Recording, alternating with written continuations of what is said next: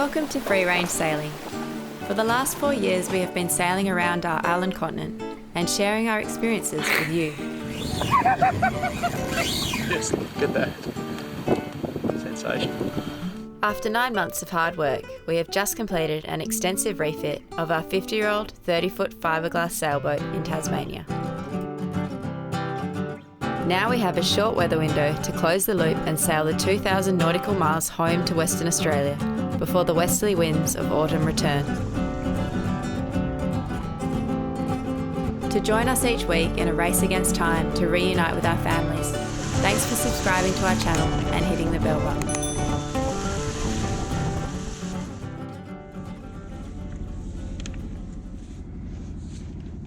With favourable winds forecast, we hoisted the sails and exited the channel to begin our journey westwards.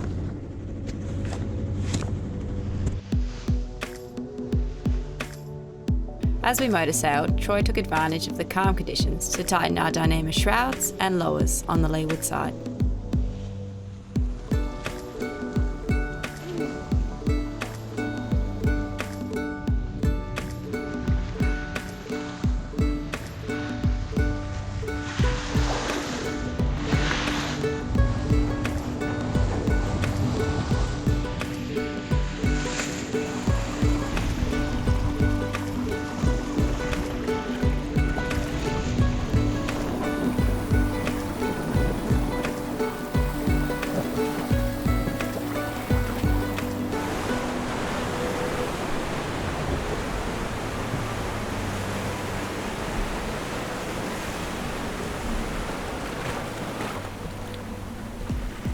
There was a lot of dirty air coming off the crests of the waves, so we opted to hand steer for most of this first leg to get the best speeds out of the boat.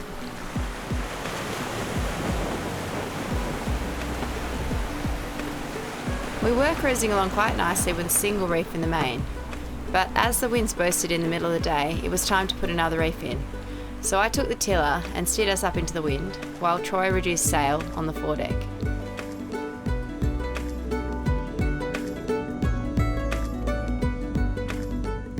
With Troy back in the cockpit, we could ease out the main sheet further to get the right sail trim, and then I pulled in on the preventer line to stop the boom from sweeping the cockpit.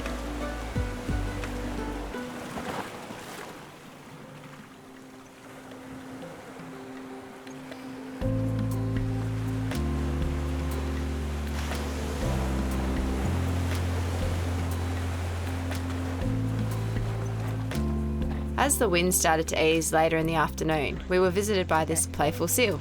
There was much excitement as we'd never seen a seal surfing and porpoising in the waves like this.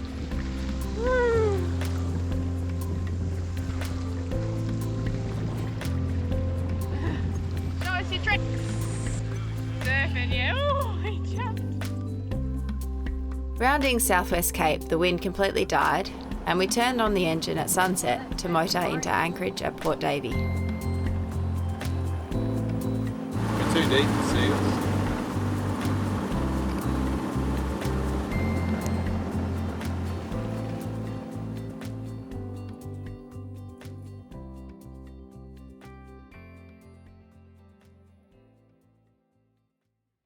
Morning, folks. Morning.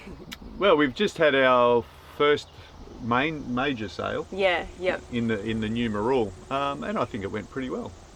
So I thought the rig was quite good. Only the lowers needed to be nipped up. You know, the lower stays holding up the bottom half of the mast under the spreaders. I gave them a bit more of a tighten. That wasn't too bad. The tensioning system at the bottom of the wind steering gear. That's going to. I need to tweak that up a bit today before we go on, and I need to tune the wind steering. But other than that, it wasn't a bad shakedown, was it? Pretty good, yep. The engine performed flawlessly as usual, just noisily. Noisily. So yeah, that's the first day, and next, what's happening today? Where are we going? We're gonna shoot up the coast of Tassie. We're going to go out to about 100 metres depth, maybe more. Try and get away from the land effect a bit, so we get more consistent wind and no bounce back of these swells. Yep. And we'll head over. I think at the moment. Head over to where? Australia, mate. Australia. The mainland. That's what it was about. What I was about to say is it looks like there's just more more COVID nonsense going on in Victoria, so we're going to have to skip Victoria because we need to get back. We need to get back to WA in time for a birthday of one of our family members. Yeah, a big one. And we can't afford to have any sort of hiccups like spend a month in quarantine for some reason. Yeah. So we might, same with South Australia, we won't be visiting any major cities. We'll probably just be at anchorages, pretty secluded places. So just free range sailing, really? Just free range sailing back to WA. We've had enough people. So anyway, wind generator says It's getting windy. drink your coffee, go to the waterfall and depart.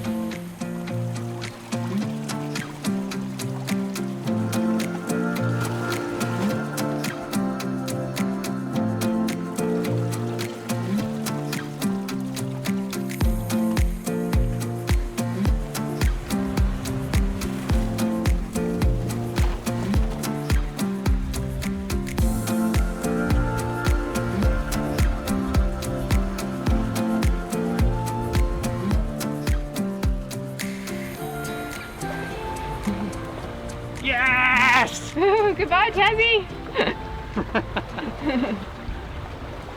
On time. Outgoing tide. Yep. Good wind. So the steering's working well. I made some adjustments. Can't really talk about it on camera, but it's working. So with all wind vanes, there's a provision to make some fine adjustments, which we've done. The gross adjustments are just sort of meshing in sort of gears and pinions, and then there's this tiny little fine adjustments that you can do by the millimetre, which we've done. And I know it's working well because the tiller lines up with where that arm is trying to swing. We can make further fine adjustments with these ropes and these cam cleats. So if we want to pull that just a little bit more bias, you know, to steer more to starboard, if we're, for instance, if I want to pull a bit more main on and unbalance the boat slightly and sacrifice to get a bit more power, I might pull this up. But the best boat's a balance boat, and it's very light at the moment, so it's nice.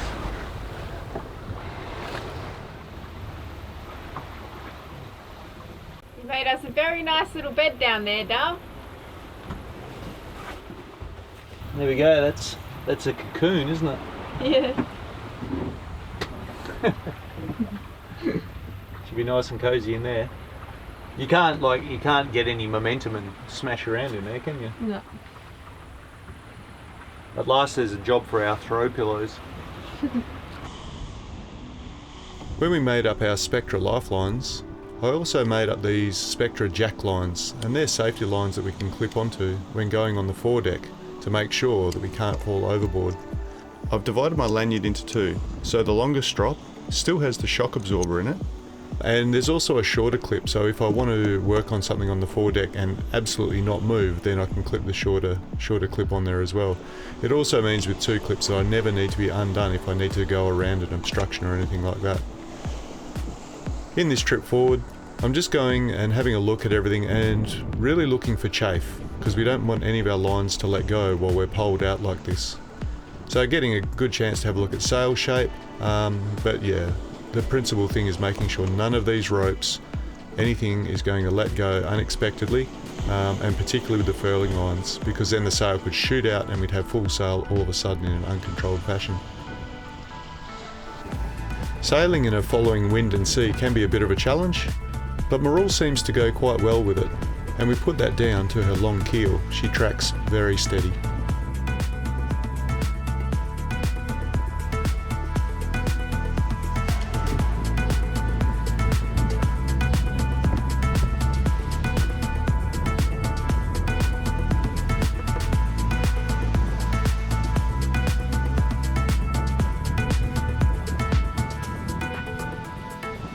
It's kind of hard to explain the nervous excitement you feel when you're heading out to sea for a 500-mile passage.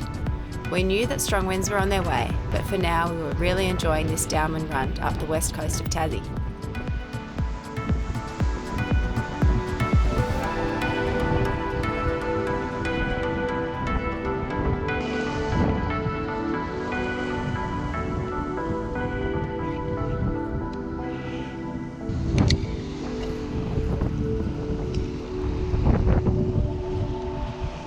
Thousands of shearwaters surrounded us with their spectacular aerial displays and amazing freediving ability.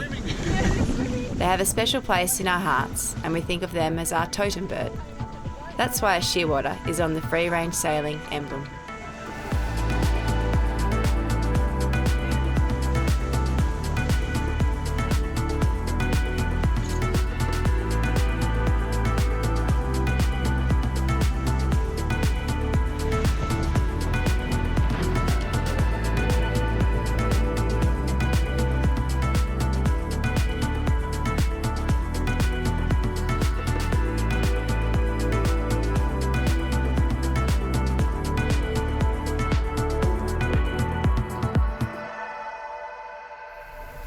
Day 2 out of Port Davey, and I'm hanging in my jocks again. So we just had Pasky shaking out the reef. How do you feel about it? Pretty good. We just picked up a whole knot of speed. Gone from 5.5 to 6.5 knots. That's worth it. Yeah. What do you reckon about working on the foredeck? It's alright, but the Kiwi grip's still pretty gnarly. It's still pretty sharp. The Kiwi grip's a little bit sharp for Pascal's cultured feet. I'm not too bad, but I still lose a little bit of bark up there. That's safe though. So it's pretty good. We've still got about 4 days out here, I guess, and we're looking at the weather to blow up to about 25 knots through the night. So nothing unmanageable at the moment. It's probably about 12. Yeah, it's very 12 to light 15. Yeah, what are we getting? We're getting 6 knots. So we're averaging a boat speed overall for the trip of about 5.2 knots. Yeah. So sometimes we'll slow off. You know, we've been losing the wind at night, and we've had to do a little bit of motor sailing. And then during the day it's been sort of zipping along, but from here on I think we should be doing a reach in some fairly strong winds, so the next 2 days should be fairly fast. Just with a few more waves.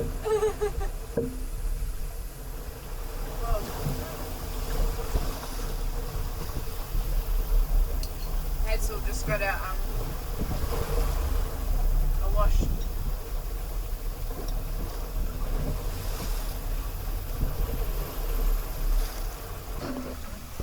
Time to do the dishes. Lid pressure wash. Oh, the water's like, because we're in the deep. It's crystal clean. Beautiful. Drop in. And drop in. Ooh, pressure wash, 6 knots. Doing dishes on a close reach isn't easy.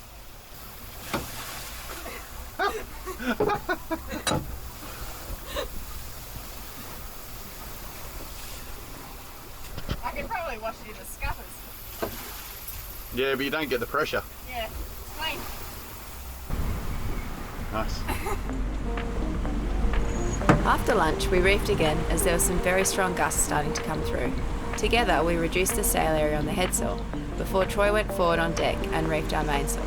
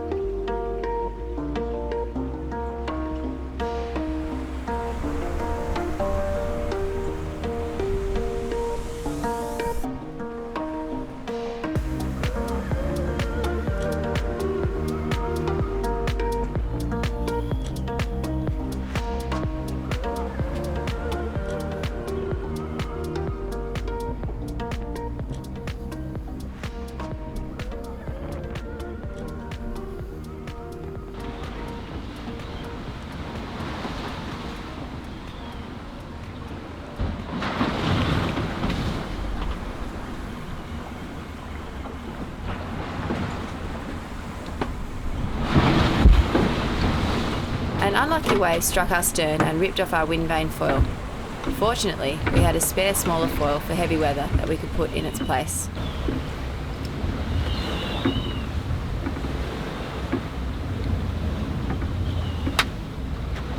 That big wave took it out.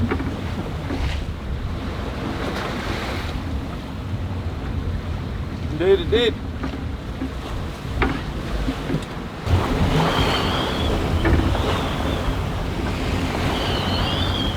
every now and then you'll get a beauty, you know, that just comes over and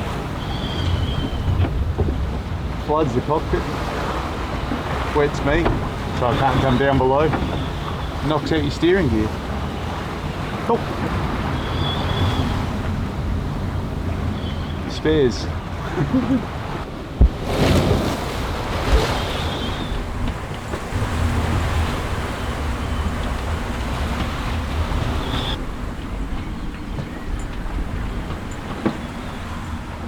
Really drenched. We don't feel overpowered. We just rolling around some of these bigger waves. We're still getting along at like 6.5, 7 knots though. We're good.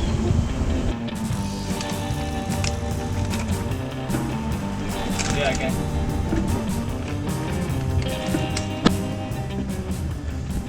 So we just hove too so that we can put a giant ball of butyl tape into the anchor locker, because we found that we've been pumping the anchor locker every half an hour because it's just been filling with water because we keep taking waves across the bow and we can't cover that hole where the chain goes in and we haven't detached the anchor from the chain.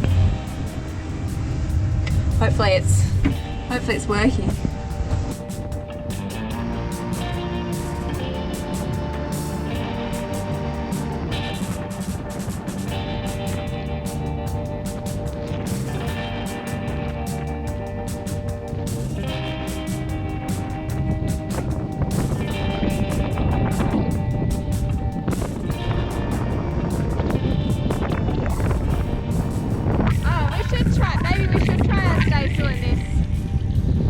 Blowing probably about 30 knots now, and we were just taking so many waves and over the bow, and I don't know if we're getting the best shape in our headsail. Maybe it was fine, but we're going to try our staysail anyway because we haven't used it yet and this is the right conditions. So I don't know if you can hear right now, but Troy is just setting it up forward on deck.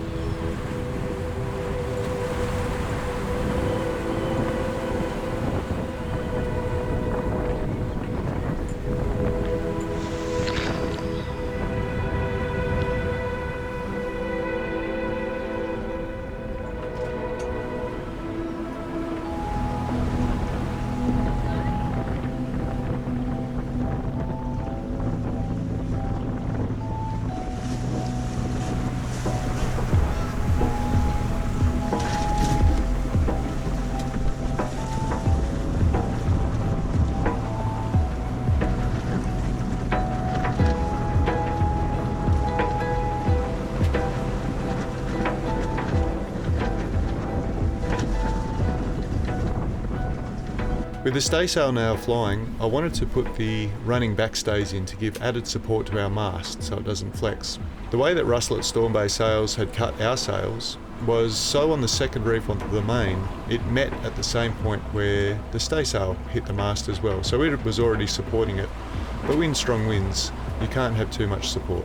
This running backstay goes through a turning point at the back of the cockpit and then forward to the winch that's not being used, and that way we can control how much tension we put on and make sure that the mast is fully supported along its length.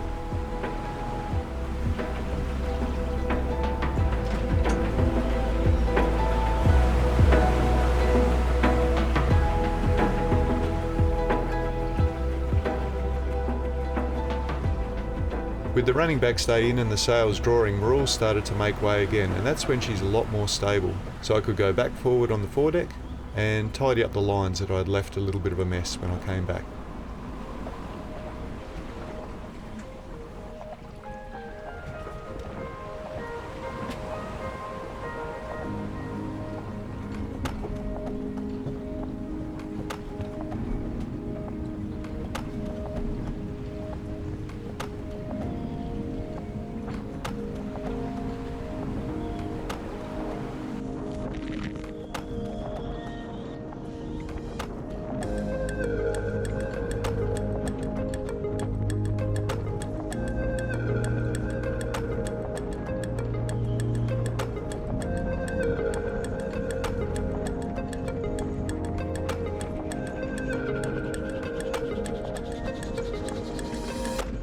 With the staysail up, it was a bit of a compromise and we weren't that thrilled by the shape of it. The speed that we were making was about 4 knots, but in these conditions we thought we could do a lot better. When we put a small triangle out on our head sail, we were running a bit of an improvised clipper rig, and we found that our speed jumped back up into the 6s and 7s, even though our combined sail area was still quite small.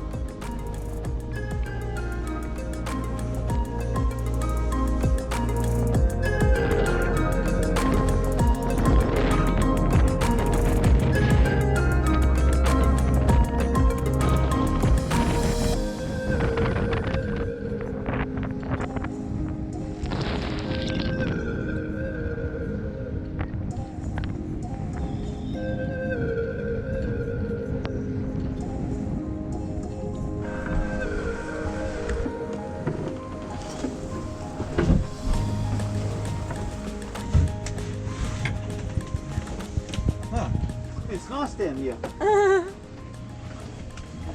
Sort of. Everything fell off everything. I guess we got a little bit of a lean on. So we made it through a pretty sleepless night of 30 knots in the Southern Ocean. And it's still pretty windy out there, probably still gusting to 30. I spent the night pumping our anchor locker because we were unable to really block all the water from coming in. You'll see that when big waves come, water gushes through under here.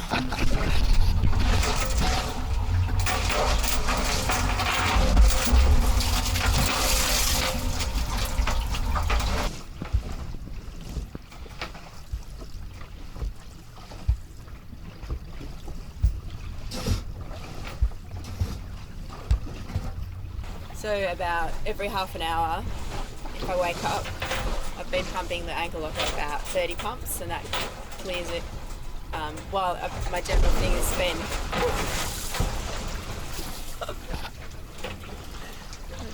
has been, while I'm awake, I'll just pump it every 5 minutes, and then I only have to pump it 5 or 6 times. But yeah, that water just floods in. Every time we punch through a wave, that water just floods in. But we don't seem to be punching through the waves as badly now. I think we've out into the much deeper water, so the seas aren't quite as confused, and we're a bit more on a beam. The wind's to our beam a bit better, and yeah, I think everything's it's a bit smoother now. We're not having we're not constantly ploughing the nose of the boat into waves, which is good. That would have been really draining if we had to do that today. And the good news is we just got group files, our predict wind files on our sat phone, and we're sailing into calmer weather. So we're sailing into 15 knots of wind, which is just really awesome. We made it through the hard bit. I was pretty relieved to pick up that navigation tablet and see how far we'd come overnight in the heavy conditions. The source of our strong winds had been the airflow from a firm high pressure system squeezing through the gap between Tasmania and the mainland of Australia. So on my phone here you can really see that wind funneling in between the two land masses, and we're going to be sailing out of them and into the yellow, which we were quite relieved about.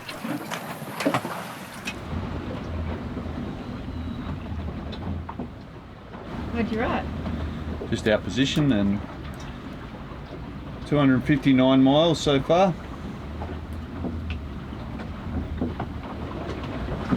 We've still got a few more to go though. How many more to go? 250. 348. Oh, okay. So we're at the halfway point. Not really. We're past the halfway point in terms of bad weather. So this cruise can be broken up into like trying to beat as the high's going and that low's catching up to it, and it was all funneling down. It was really accelerating, and that gave us last night's 30 plus knots. I don't know what the gusts were. It was pretty crazy. The cutter rig that we set up on the bow, that kept us, like with the wind vane. Marul felt like she was on rails. Like every now and then a wave would shift her bum around, and you could hear everything slatting and luffing up the front. It sounded pretty noisy, and then she'd come back on her course and better than she's ever been.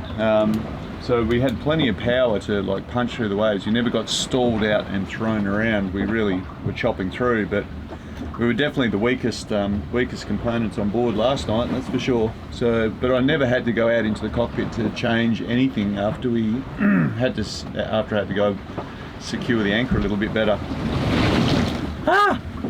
But it's it has been a little bit of a damp ride. None of our windows have leaked, which has been great.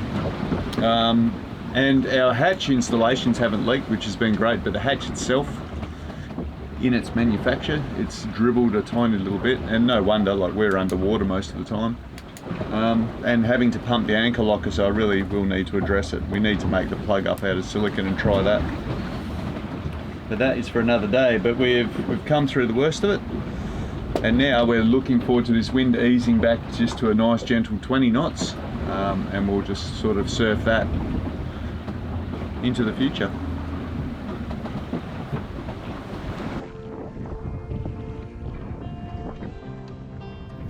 As the wind started to ease, we still had the cutter rig set up, and you can see here how both sails are drawing. The head sail, we've let it out a bit more because the wind has eased, but with both sails working like that, they weren't absolutely optimum, but we were going along at a fairly good clip.